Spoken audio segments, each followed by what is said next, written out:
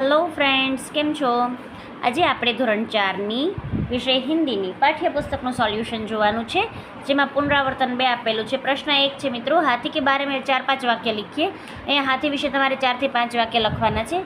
જગ્યા આપેલી નથી એટલે તમે જે છે તે આ પુનરાવર્તન 2 પૂરું થાય ત્યારે છેલ્લે લખી નાખજો 5 વાક્ય. પ્રશ્ન 2 સમાનાર્થી શબ્દો: પાણી તો જલ, આસમાન તો આકાશ, ધરતી તો ધરા અને સિપાઈ તો સૈનિક.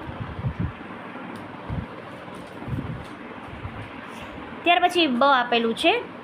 વિરોધી શબ્દ જે છે એ શોધીને ઉપર લખવાના છે. ઉપર આપેલા છે બ્રેકેટમાં, તમારે તેમાંથી શોધીને લખવાના છે અને વાક્યમાં પ્રયોગ કરવાના છે.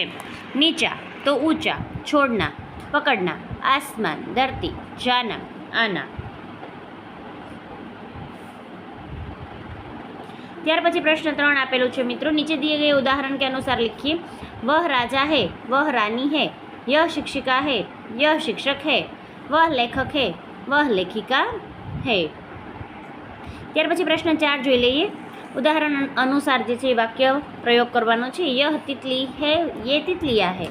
बहुवचन કરવાનું છે મિત્રો. वह मछली है, वे मछलियाँ है. यह लड़की है, वे लड़कियाँ है. यह बिल्ली है, ये बिल्लियाँ है. वह घोड़ा है, वे घोड़े है. ત્યાર પછીના પેજ ઉપર જોઈ લઈએ.